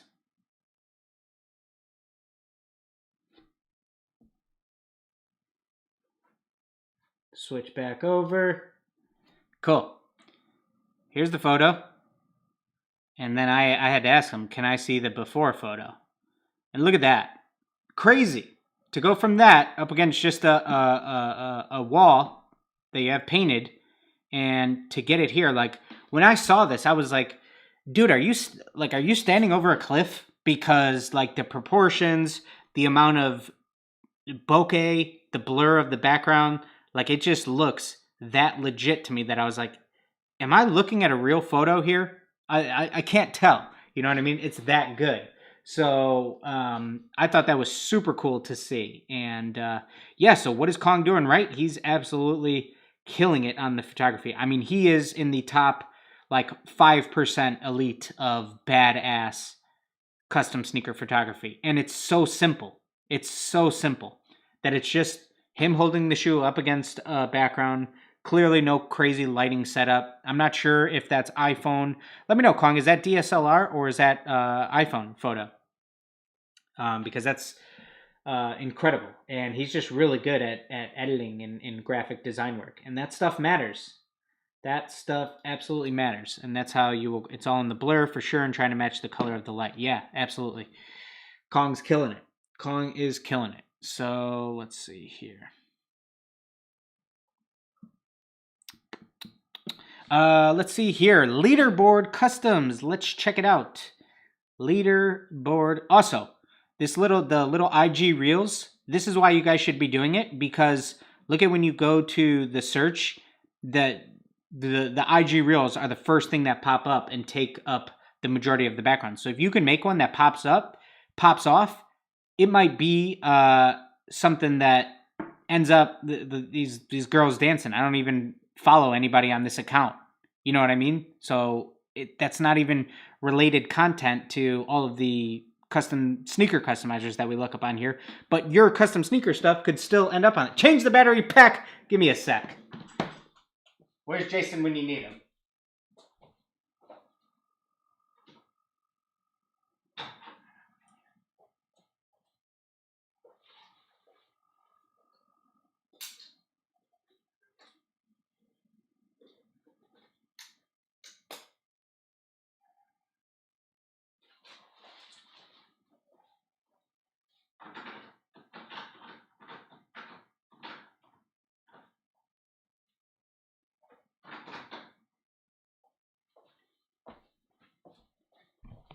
I know they want me to, but I'm not leaving.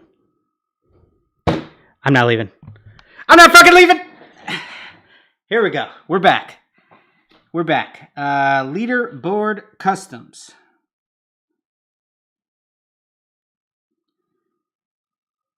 Okay. Yes, a lot of the... here's the box I was talking about earlier. Check that out from Packlane. Badass. Logo, nice and big. Nice little custom box for your customers. Dope stuff. Dig that. Just get a quick feel for the feed. Love it.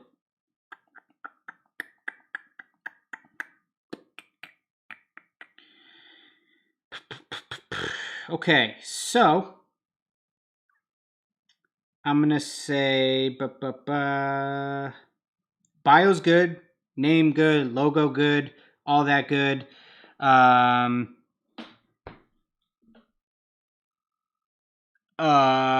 Quantity of content good. I like the mix up that there's videos here and there showing that.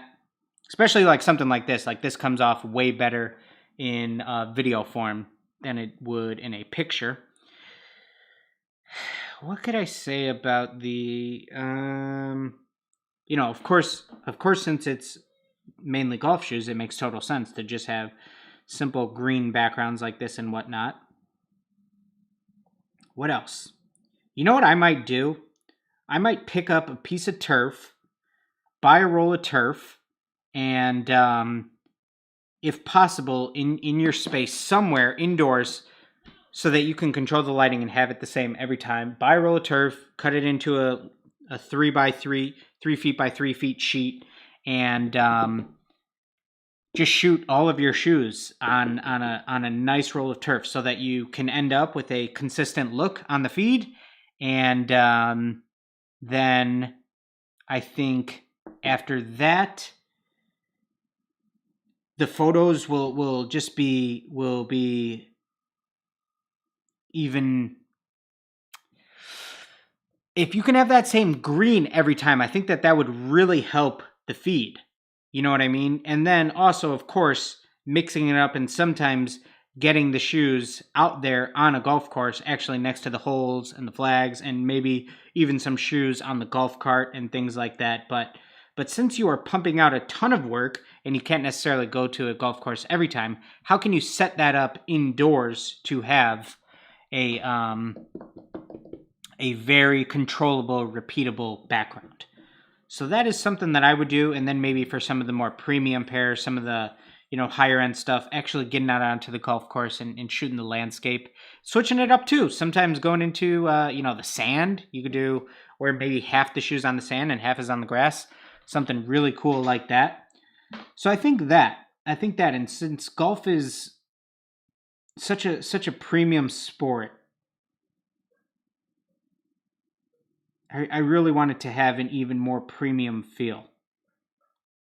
You know what I mean? So I think that's where I would recommend.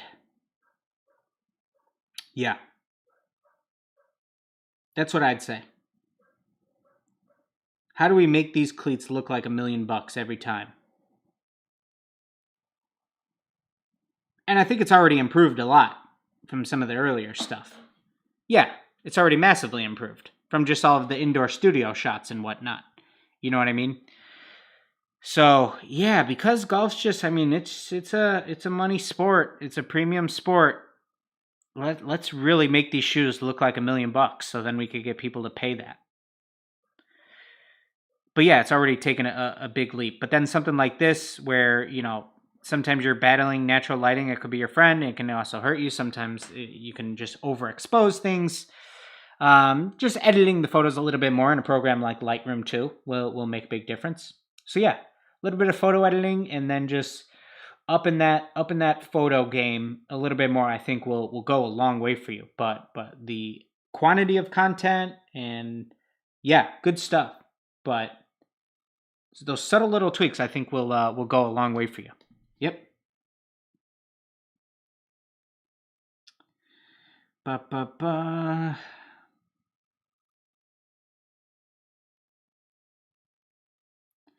Let's see here.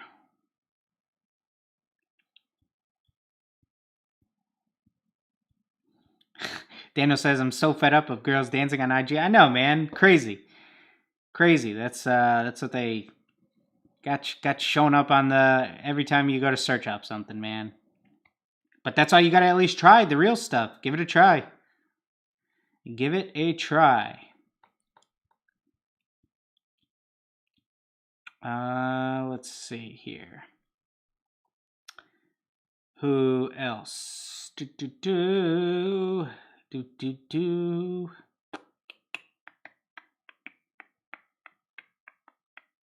Let's see here. Let's check Scribble Customs. Let's try that one.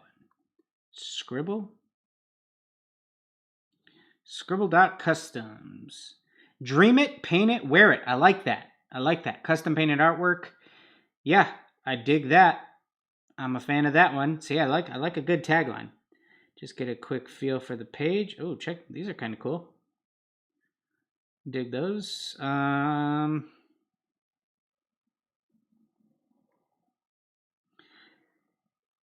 Like this. I think that just your orange it ends up a little desaturated there. Whereas like look at how the orange pops a lot right here up against the green. Whereas it got a little desaturated here. So I'll try to bring back some of that saturation in the orange, but I like that style of the photo.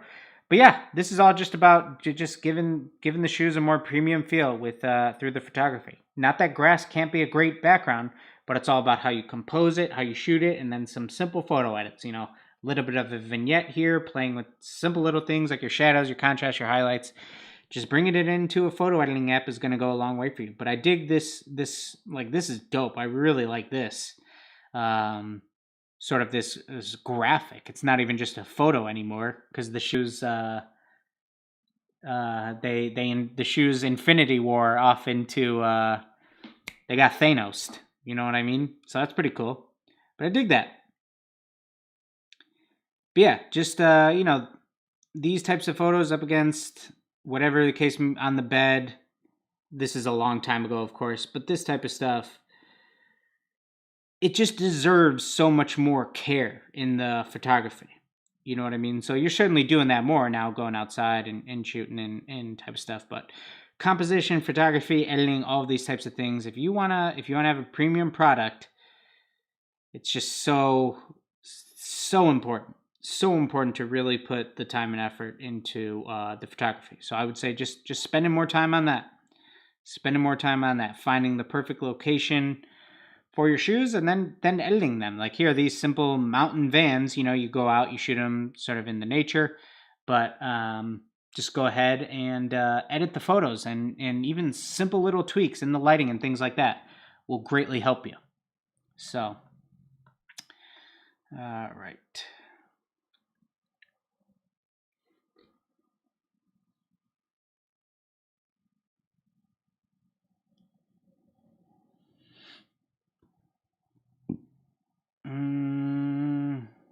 Let's see here.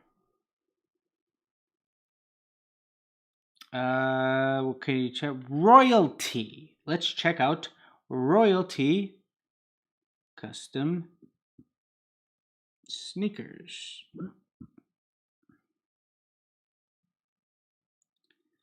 Okay, yeah. So there's only 5 posts, so there's only so much I can say. But let's see. I like the on-foot shots. That's cool. Like the colorway, the Hornets Air Forces. Need a little bit more matte finisher or some duller in there. Same thing here. But yeah, like just photography, photography, photography, photography, photography, photography, photography, photography, photography, photography, photography, photography, photography, photography. That's what it all comes down to, guys. I'm telling you, if you want to sell premium work, it has to be about the photography. I know I sound like a broken record, and I feel bad. But just if you want my opinion, it's equally as important as the work. I mean, yeah, it's crazy. It's crazy how important that is. If I could just give a quick example on some of my own stuff here. If you take a look at these 3 photos of where I have the edited backgrounds. So this Air Force, the brushstroke, the engagement and response that I got in here, which could be multiple factors, not just because of the photography, but 3,700 likes. That's really high. I think that's our second most liked photo ever on Instagram. Look at the Bel Air one, 3,800 likes. So I think this one's second place. I don't know, but it's way up there. We don't usually get that many likes. If we take a look at these purple Villains Air Force Ones, way up there in likes, 3,400. But if we take a look at me just shooting cleats up against the grass, 700 likes. Now that could be because more people want to see that other stuff from us. Do I think maybe these pairs are a little bit cooler than the cleats? There could be a ton of factors, but just having a photo that really stands out, really pops, it makes the world of a difference. These Barcelona Air Forces, these took me longer to do than some of these other pairs, but these ended up with way more engagement and whatnot. That could be because of various factors, but also this just is a photo that makes you stop more when you're scrolling than some of the other stuff. So yeah, boy, oh boy, people aren't going to show up soon because they're just going to hear this dude rant about photography. But yeah, I mean, it matters so much for trying to sell a premium product. And think of it. Okay, so not that I've ever been in the industry or the business, but think about the term that maybe you hear on a Shark Tank or something like that with certain products that are trying to end up in stores, that you're fighting for shelf space.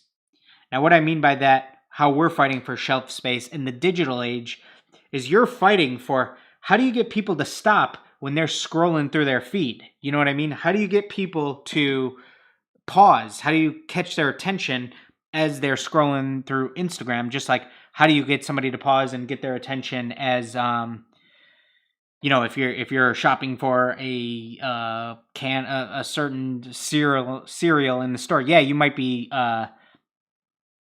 just have in your mind that you're shopping for the Frosted Flakes or whatever the case may be, but you're also sort of looking at all of the cool packaging and things like that, and maybe a certain packaging might stand out to you just a little bit more. Think of, for example, a lot of you, I know we have a really young audience, a lot of you youngins may not know that we used to have video stores where not all movies and TV shows were on streaming services. You used to have to go to a store called Blockbuster, or there was a lot of mom and pop ones, and you would look at all of the movies based off of the case they were in. And a lot of times you would pick the movie based off of the cover. And you would say, wow, that cover looks really cool, and I want to see that movie just based off how cool the cover is. And this is just me talking about how you're fighting for attention. You know what I mean? Whether that's shelf space or a cool cover in Blockbuster or a cool photo on Instagram, you're fighting for attention. And how can you make it so that it's not just super easy for somebody to scroll past? And you got to find a way to stand out, and that's through good photography. That's my photography spiel. Okay, here. Lauren Leonard sends in a super chat. Thank you so much, Lauren. Says, how much do you charge for the average shoe?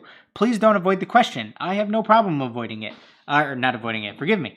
But how much do I charge? So typically when somebody just reaches out and says, how much do you charge? I say, well, it works pretty similar to a tattoo artist. It's really based off the complexity of the design. And, all the factors are how long does, You know, do you need us to supply the shoe? Do you already have the shoe? What's that shoe? What type of design are you looking to do? Once I have a little bit of a better idea, you know, then I can give a more accurate quote.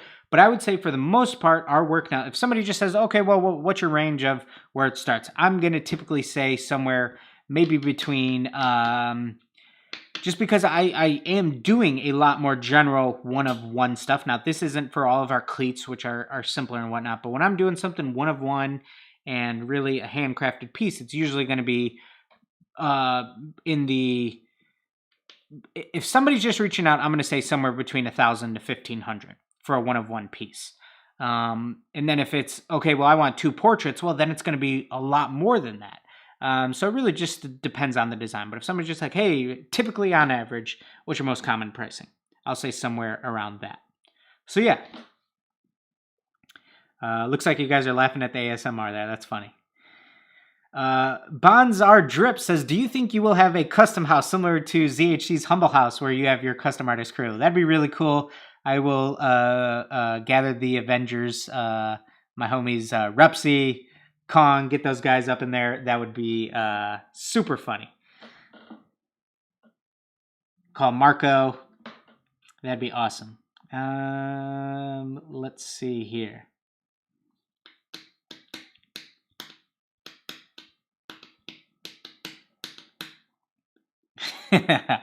Repsy says, and a lot of times, John Claude Van Damme was on that cover. You better believe it. You better believe it.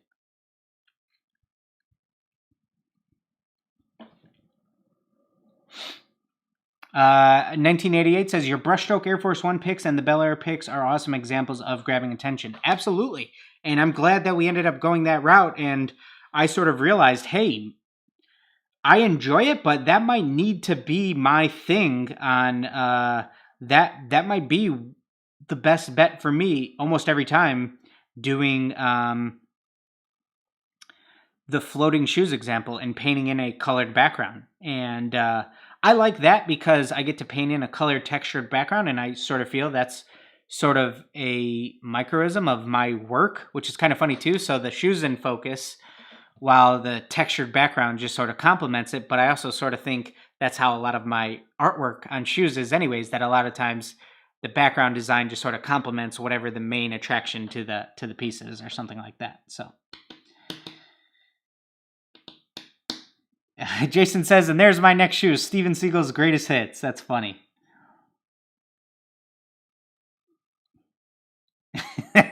Nick Kessler says, I treat the photography aspect of customs like Tinder. I always post the least flattering photos so you're never as disappointed in person. Just kidding, just kidding. Talk about, what is it? Under promising and over delivering. Am I right? Oh man, that's funny. Oh man, that's funny stuff.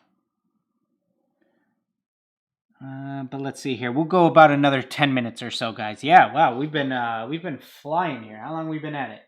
Hour 40. Wow, time flies when you're having fun.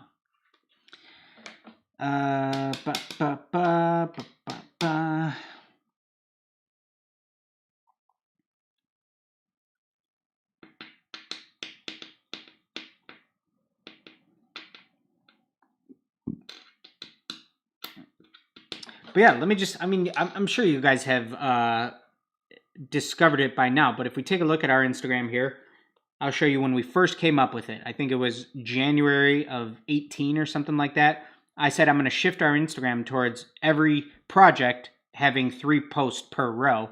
And the first shot on the right is always going to be a main photo. It's going to be, you know, sort of what you would call your money shot of the shoes.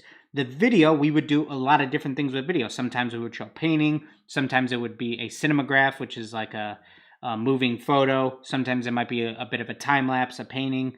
Sometimes it might just be some B-roll clips. A lot of different things it could be. And then the shot on the left is going to be a detail shot. And just our hope was when somebody views this, when they visit this page for the first time, you know, they're going to sort of get lost on there and think this is a cool portfolio and well thought out. This is a funny video that you guys got to see. Not enough people saw this one back in the day, but we were doing, this is a lot of our you could kind of call it Zach King style editing videos where we would just do funny stuff. We're inserting a bunch of stuff into the shoes, pouring some paint in there, and then watch as the magic happens. Pour some more paint, all into the box with the shoes. A little bit of water, because it's a Disney show, Little Mermaid. And shake it up. Oh, wait, nope, don't shake the box. Clap my hands, and you pull out a completed pair of shoes. And we were just doing fun stuff like that. So let's see. But the first one we did it with was this pair of the Adidas. I don't even remember what these were called. Predators? Yeah, the Predators. But here's the main money shot. Here's the video. And then the detail shot. And so every single project that we've done, now I don't post every project we've done, but everything since January 29th, 2018 has been in this style where we're showing a money shot, a video, and a detail shot. And I mean, there's probably 100 something in there like that. You know what I mean? So just really treating your Instagram like a portfolio. Huge, huge, huge, huge, huge, huge, huge thing. Let's see here. Beckham. Let's check out Beckham Customs. Let's see. Beckham Customs. Based in Chicago, 14 years old. Sneaker and cleat artist. Angeles Paint. DM for orders. Nothing on the page is for sale. Bio, solid. Maybe a tagline. Coming up with a tagline. Working on that. That's not easy to do. It's hard, also when you're on the spot.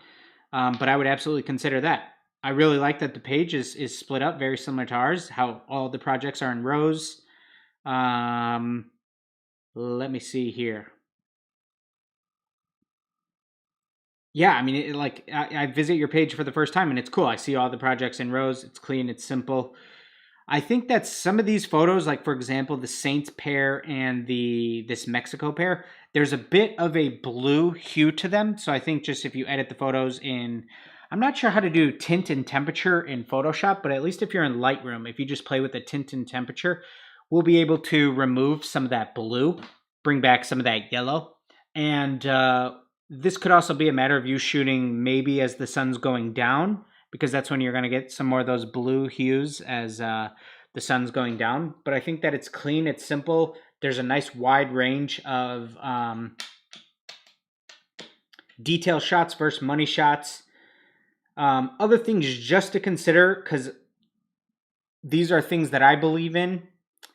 It's hard to build a brand without a face behind it, is a quote that I heard before. And so I think that at some point, I think it's good to interject you as a person and not just this person who paints shoes. Get to know a little bit more about you. And maybe some video stuff, some stuff of you painting. I'd like to see that too. But not everybody has to do this, and not everybody will, and not everybody will even agree with it, that, putting your face or your personality out there. But I'm very much for it. And my life changed when I decided to put my face out there more. Because if you look back, when we were just on our Instagram, January of 2018, when we shifted the Instagram to doing it the way that we have it, you would almost have never seen my face on it on our Instagram or anywhere before that. We weren't on YouTube or anything like that.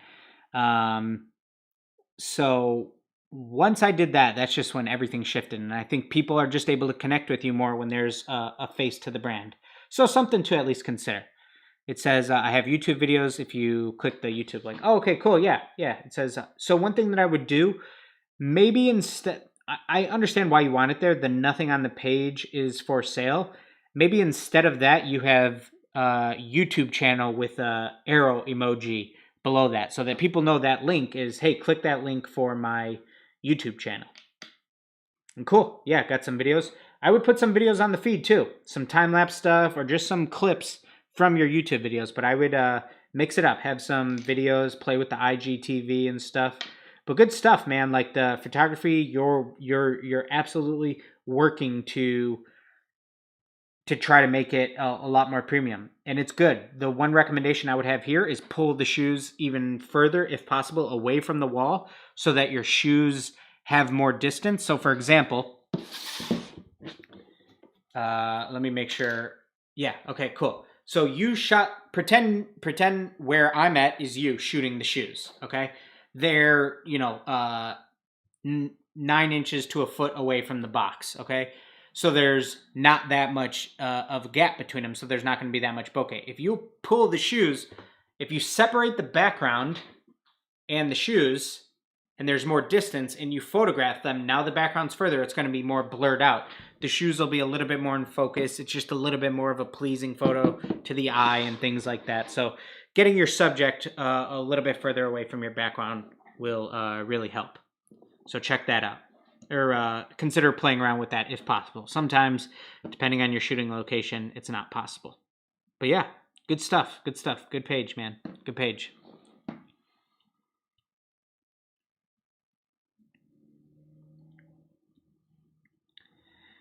Let's see here. Okay, how much time we got? We got. All right, 2 more minutes, guys. 2 more minutes.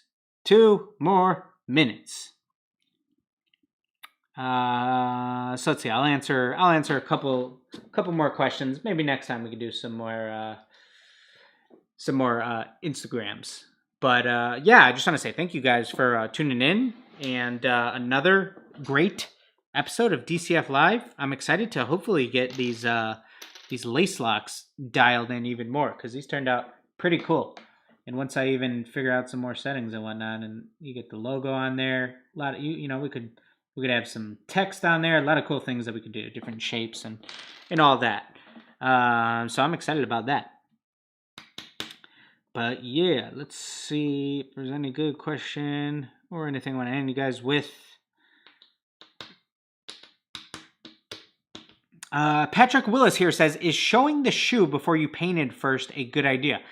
If you just post a photo of an all-white Air Force One, that's not necessarily the best thing. One thing where you may get a bunch of engagement is if you were to do that and you say, what should I paint next? Or what do you think I'm about to paint? Or what themes would you like to see in the future? Sometimes when you phrase your caption like that, you might get good engagement, but is that going to be the best for your portfolio in the long run? Not necessarily, but one thing that could be cool is if it's on the same post, if you Photoshop it together, showing a before and after somehow on one photo, that could absolutely be cool, because sometimes it's cool to see the before and after. So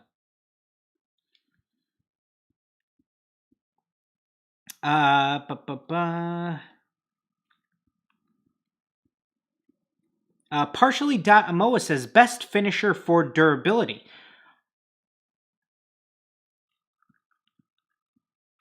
That's a great question. And I don't really believe, I do not believe that durability-wise, you're going to get a big difference in liquid kicks versus Angelus versus spray or anything like that. Maybe, we're talking, I think the impact would be incredibly minimal, but what's really gonna impact the durability is the prep work and the paint work and everything beforehand. You know what I mean? That's gonna impact it a million times more than the finisher. I would wager that there would be virtually no change in durability between the Liquid Kicks finisher and the Angelus finisher. I think that it's just about a preference of the actual finish, like how matte it is versus how gloss it is, or something like that. So yeah, I don't think that those would have an impact. My favorite one is the Liquid Kicks matte finisher, but I think that's going to be all about your prep work. So yeah. Lyndon Jacobs here says, what are your thoughts on grid photos on Instagram? So that's where, like, if you have one photo but you split it up into 9 sections, it looks cool as you sort of scroll the Instagram and it looks cool for portfolio sake. If somebody visits your page for the first time and they're scrolling through and viewing it as a portfolio, yeah, that looks nice. The one part that really hurts, because this stuff does matter, is it's pretty unlikely that you're going to get good engagement on 9 photos for one shoe. And like, it just sucks that like that stuff matters. Like Instagram cares about that stuff. You know what I mean? Like they're not going to show it to as many people because of the algorithm and all of that type of hoopla. You know what I mean? So it's cool. And I'm a fan and I like it, but I just think it might not be that practical because I think that Instagram isn't going to push it as much. You know what I mean? So it's unfortunate that we have to care about those things. But at the same time, if you're like, no, I don't care, like I want my portfolio to look badass and that's how I'm going to do it. I want to have, I want that experience when people view my page and come out of my profile, then I fully stand behind that. And, that's awesome. But it's just something to at least consider. So, all right, guys, that is going to be a wrap. That is going to do it for me. Another great episode of DCF Live. Truly can't say thank you guys enough for tuning in. Try to get to as many questions as possible. Try to get to a bunch of Instagrams. Hard to keep up with the chat, but it is awesome that you guys are here asking questions, engaged. If you guys want to continue the chat, make sure you join us over in our Discord. I believe that is linked in the description, the official Toothpick Gang Discord. We have over 600 members in there now. Great place to chat custom sneakers. I think that we are doing a pretty decent job of having it organized. And, you know, here, if you have a question about a mistake you made, go to this page. If you have a question about photography, go over here. And it's awesome to see people chatting with each other and helping each other. And the community is so dope. And I love seeing that grow. So head on over to the Discord. Be sure to join us there. Make sure you sign up for our newsletter also. Jason handles that. He puts out one of those every Thursday. Gives we're going to continue to add more tips and tricks. We have a customizer of the week in there. Jason will insert just a little bit of motivational talk and whatnot. And it just a nice little pleasant Thursday morning minute read. That's all it is. Just a simple minute read. While you're on the go or in the bathroom or whatever the case may be, taking care of business, you know what I mean? But let's see what else. Yeah, we had a crazy week just of cleats. Next week we have a big eBay project for eBay's 25th anniversary. Excited about that one. Next week we should have our course recap video up. I'm gonna have to get on Jason's ass about doing that Posca video soon because that's one that we've been saying for probably all of 2020. But yeah, if you haven't already, make sure you check out this week's episode of Reviewing Your Customs. Great learning experience for anybody. I think that, like I said, it's just jam-packed with information that everybody can learn from, things to look for, really fine-tuning and critiquing a pair of custom sneakers, and it's something that we're really proud of. The feedback engagement on that is really cool. So thank you guys so much for tuning in. Truly appreciate you guys. And that's going to be it from us. Hopefully, I really tried to, but we've been busy the last few weeks. Hopefully, we'll be back next Friday.